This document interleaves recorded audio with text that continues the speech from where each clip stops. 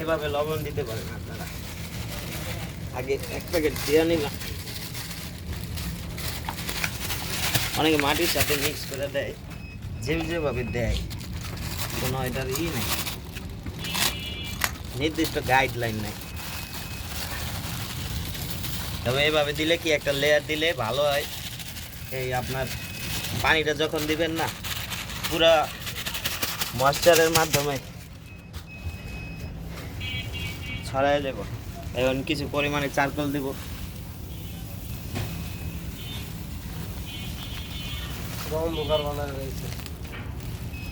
আপনারা চাইলে হাত দিয়ে সমান করে দিতে পারেন।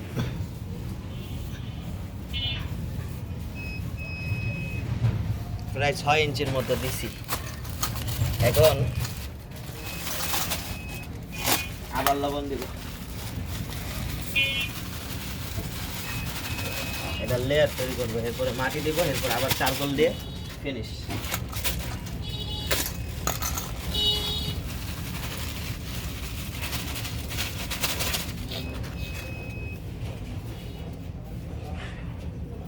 কিছু পরিমাণে মাটি দেব।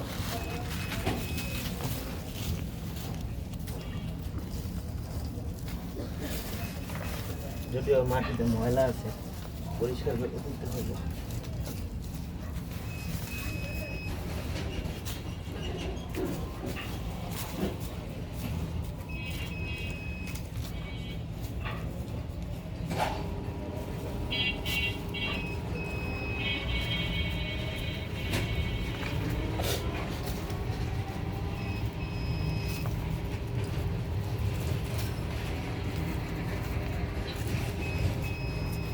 আবার কিছু পরিমাণে চারকোল বা কাঠ কয়লা, মনের বলেও কোনো পাথর কয়লা ব্যবহার করেন না, কোনো কাজে আসবো না।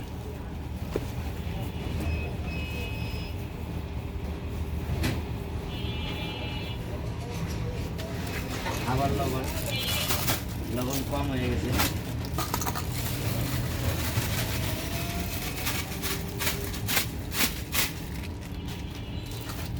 লবণ দেওয়ার উদ্দেশ্য পারফরমেন্স ভালো করা, রেজিস্ট্যান্স কম হয়।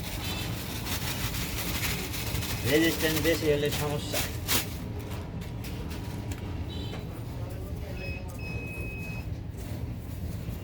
সাবস্টেশনের ক্ষেত্রে থাকতে হবে 1 ওহম। 1 ওহমের আরেকটু যদি কমান যায় আরও ভালো। এদিকে 3-4-এর বেশি উঠানো যাবে, 3-4-এর বেশি হইলেই বিপদ। এখন এই পানির জারটা বসাই দিব, মাটি দিয়ে এটারে একদম কভার করে দেব, আর কোনো কাজ নাই। চেষ্টা করতেছি যত কম পরিমাণে পানি দেওয়া যায়। ইন্ডাস্ট্রিয়াল এলাকা তো,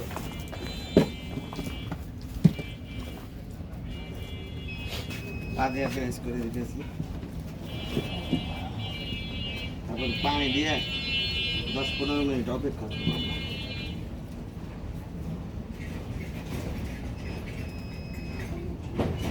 পাড়ায় দেওয়ার উদ্দেশ্য হলো পরবর্তীতে যেন না ডুবে যায় মাটি। এখন কিছু পরিমাণে পানি দেব। এই যে কলসে পানি নিয়ে পানি দেব।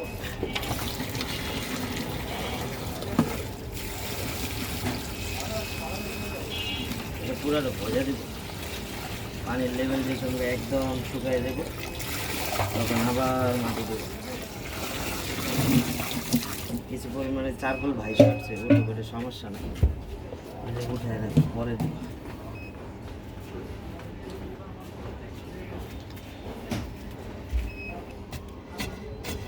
দিয়ে দিবেন। এটা কেমিক্যাল আর্থিনের মতো অনেকটা, তবে কেমিক্যাল আর্থিনের মতো অত স্ট্রং না। রড আর্থিন হলো সবচেয়ে দুর্বল আর্থিন, আর সবচেয়ে স্ট্রং আর্থিন হলো প্লেড আর্থিন এবং বোরিং আর্থিন। বোরিং আর্থিন হলে ময়েশ্চার লেভেল পর্যন্ত দিয়ে দেওয়া হয়তো ম্যাক্সিমাম ক্ষেত্রে।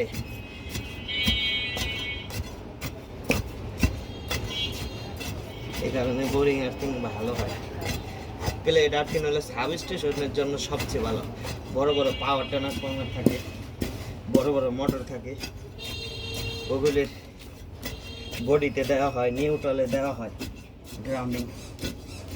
গ্রাউন্ডিং তো ছোট বড় সব ইন্ডাস্ট্রিতে প্রয়োজন। আবারও কিছু পরিমাণে লবণ দিয়ে দেব।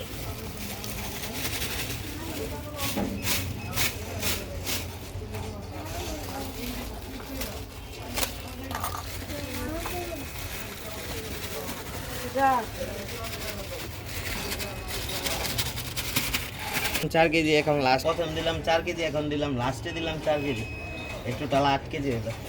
এখন এই 5 লিটারের এই জারটা মুখ কাটার জন্য আমি হাত দিয়ে পরবর্তীতে খুলতে পারি, সেই পজিশন করে রাখা মাটি দিয়ে দেব। আমি হাত ব্যবহার করছি, আপনারা চাইলে এই কোনি ব্যবহার করতে পারেন। আপনারা কমেন্টে জানান আপনাদের অঞ্চলে এটাকে কি বলে। যেহেতু এটা নরম মাটি, শাপলের উল্টা সাইড দিয়া এই যে এভাবে গুতায় গুতায় প্রেস করে দিলাম মাটিটারে, নিচের দিকে ডাবাই দিলাম যাতে মাটিটা পরবর্তীতে আর নড়াচড়া না হয়, যেহেতু এটা চলাচলের রাস্তা। আপনারা অনেকে মনে করতে পারেন এই চেম্বার কী কারণে দিছি। এই চেম্বারটা দিছি যেসব ময়েশ্চার লেভেল ঠিক না থাকবে তখন এটার ভিতরে পানি দেব। আমি যে কলসি দিয়ে দিতেছি, আপনারাও যে কলসি দিয়ে দিতে হবে তা না, আপনারা একটা ফানেল ব্যবহার করতে পারেন। ফানেল বা বাংলায় ওটাকে চুঙ্গা বলে আমাদের আঞ্চলিক ভাষায়। তা আপনারা ওটারে দিয়ে পানি ফুল ফিল আপ করে দেবেন, ফুল ফিল আপ করে দেবেন। এটা বড় বড় সাব স্টেশনে নিচে কিন্তু এই বোতলটার নিচে ছিদ্র আছে, বোতল বা গ্লান যেটাই বলেন, আমাদের এদিকে এটাকে ঝাড় বলে। তো এই ঝাড়ের নিচে ছিদ্র আছে, এই ছিদ্রর মাধ্যমে অল্প অল্প অল্প অল্প পানি পুরা মাটিতে ছড়াই যাব, ময়েশ্চার মেনটেন হইব। আর বড় বড় সাব স্টেশনের ক্ষেত্রে অল্প করে একটা মোটর সেট করা থাকে অটোভাবে। প্লেট আর্থিনের ক্ষেত্রে অল্প অল্প পরিমাণে গ্রীষ্মকালে পানি দেওয়া হয় যেন ময়েশ্চার মেনটেন হয়, আর তাদের গ্রাউন্ডিং যেন ময়েশ্চার লেভেল ঠিক থাকে, ময়েশ্চার থাকে ভালো মাটিতে, সে কারণে পানি দেওয়া হয়। আর বড় বড় পাওয়ার ট্রান্সফরমারের নিচে দেখবেন আপনারা অল্প পরিমাণে পানি দেওয়া থাকে। আধুনিক যেসব সাব স্টেশন আছে, অনেক সাব স্টেশনে নাও থাকতে পারে, ওগুলো পুরানো টেকনোলজিতে করা। নতুন যেই টেকনোলজিতে করা ওটির নিচে পানি থাকে, পাওয়ার ট্রান্সফরমারটা যেন ঠান্ডা থাকে এই কারণে।